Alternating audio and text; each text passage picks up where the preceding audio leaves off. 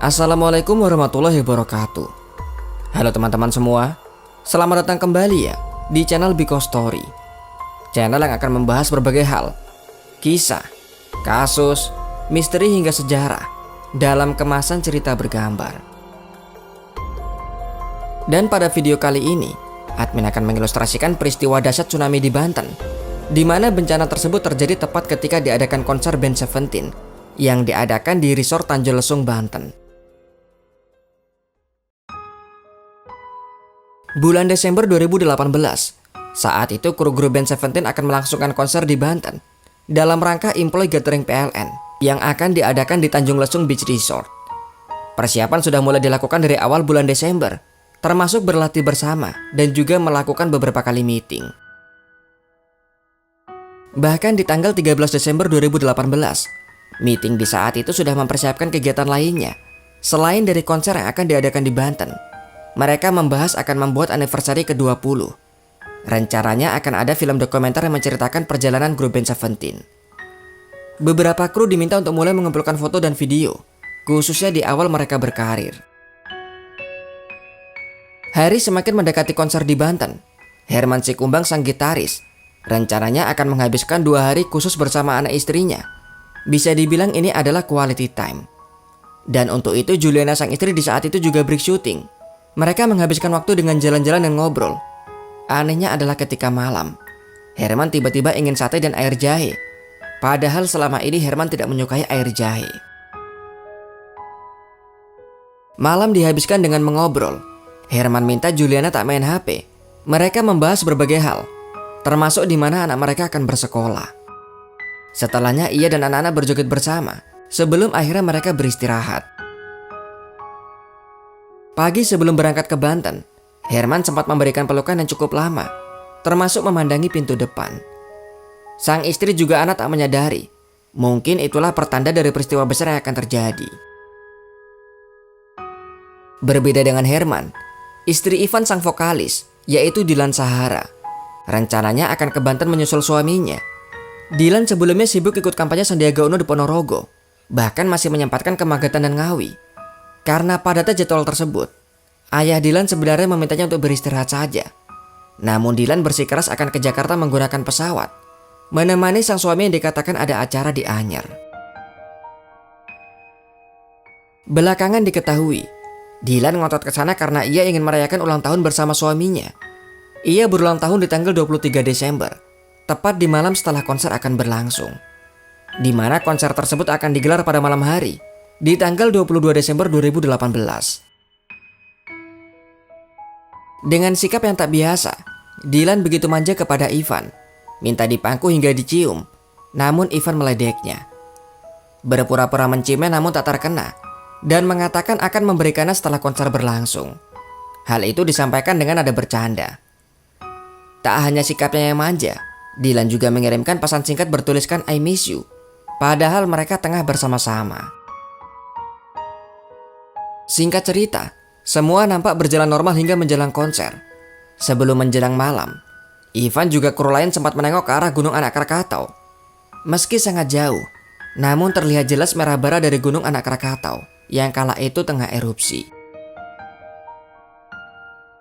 Sebenarnya di tanggal 21 Desember, sehari sebelum konser, BMKG sudah memberikan peringatan. Bukan peringatan tsunami, tetapi peringatan gelombang tinggi kepada masyarakat yang melaut, dari tanggal 21 sampai tanggal 25 Desember.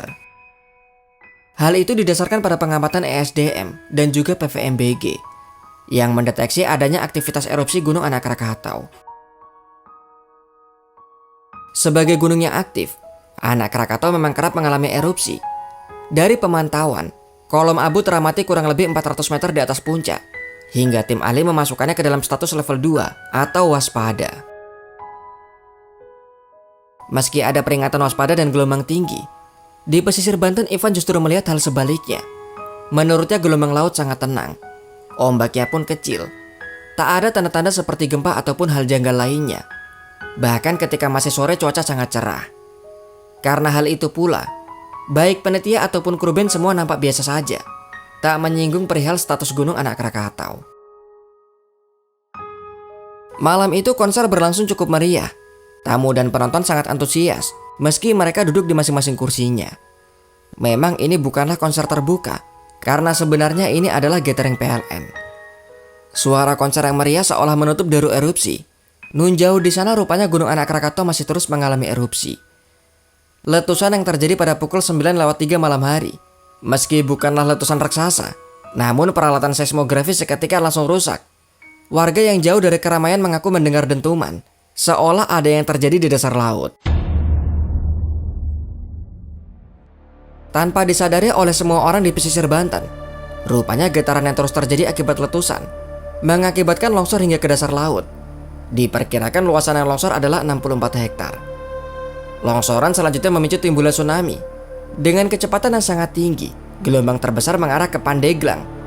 Padahal pantai-pantai di wilayah tersebut adalah destinasi wisata, termasuk di tempat konser Seventeen yang letaknya membelakangi laut. Jelas mereka sama sekali tak mengetahui jika ada gelombang yang akan menerjang. Deru tsunami juga pastinya tersamarkan oleh suara konser. Ivan di saat itu baru selesai menyanyikan lagu pertama. Ketika baru akan menyanyikan lagu kedua, dengan tiba-tiba panggung terangkat dan langsung terbalik. Belum bisa mencerna apa yang terjadi, terjangan air terus menyeretnya. Bahkan ia terseret balik ke laut akibat pinggangnya tersangkut besi. Ivan mengatakan, "Kami tidak tahu apa yang terjadi. Tiba-tiba panggungnya kebalik, terus masuk ke dalam air laut. Digulung lumpur, minum air banyak, kaki di atas dan kepala di bawah." Hampir 2 jam ia terombang-ambing di tengah laut. Ivan hanya berpegangan pada sebuah kotak kecil bersama dengan 3 korban lainnya. Ia pasrah dan menyerahkan diri kepada Tuhan. Teriakan-teriakan yang masih selamat di saat itu masih terus terdengar. Ada yang sempat mengatakan untuk jangan memegang badan, karena mereka semua bisa meninggal. Tak lama setelahnya suasana menjadi sunyi. Rupanya sebagian besar dari mereka yang selamat pada akhirnya juga meninggal. Sempat Ivan sudah akan menyerah. Dinginnya air laut juga udara malam sudah menusuk tulang. Namun kembali ia mengingat Tuhan. Dengan terus membaca sholawat perlahan ia berenang ke arah darat, hingga akhirnya ia selamat. Pemandangan mengerikan pun terlihat. Semuanya porak-poranda, mayat bergelimpangan di mana-mana. Ivan tak tahu bagaimana keadaan kru yang lain. Bahkan ia tak tahu istrinya ada di mana. Dalam perkembangan evakuasi, baik istri Ivan, 3 sahabat yang merupakan anggota grup Seventeen, dan juga termasuk manajer musik, ditemukan sudah meninggal dunia. Korban lain yang dikenali adalah Herianto alias A. Jimmy. Ia merupakan seorang komedian. Belum lagi jika melihat dari video tsunami saat menerjang, banyak dari karyawan PLN yang membawa keluarganya. Mereka semua tersapu oleh tsunami. 3 hari lebih evakuasi dilakukan di wilayah terdampak. BNPB mencatat ada 429 orang meninggal, 1.485 orang luka-luka, 154 orang hilang, serta lebih dari 16.000 orang mengungsi. Hampir 900 rumah juga rusak, dengan 430 diantaranya rusak berat. Hotel-hotel yang ada di pesisir juga rusak parah. Ivan seolah tak percaya dengan peristiwa yang terjadi. Malam di mana seharusnya sang istri merayakan ulang tahun, Dylan justru pergi untuk selamanya. Hal yang paling disesali adalah ia tak memberikan ciuman ke istrinya saat Dylan memintanya. Meski di saat itu ia hanya bercanda dengan mengatakan akan memberikan setelah konser berlangsung. Pesan singkat aneh Dylan berupa I miss you ataupun sikap manjanya. Bisa jadi itu adalah firasat yang tidak disadari. Pun begitu dengan Juliana, istri dari Herman. Permintaan Herman akan air jahe, padahal selama ini ia tak menyukainya. Memeluknya dengan lama termasuk berdiam memandangi pintu saat akan pergi. Nampaknya semua itu adalah pertanda. Bagaimanapun semua telah terjadi. Yang bisa dilakukan kini adalah mendoakan mereka agar tenang di sisi Yang Maha Kuasa. Jika ada kesalahan dalam video ini, informasi yang kurang atau pendapat yang berbeda, silahkan tuliskan komentar kalian. Sampai di sini kisah dari admin. Sampai jumpa kembali di video selanjutnya.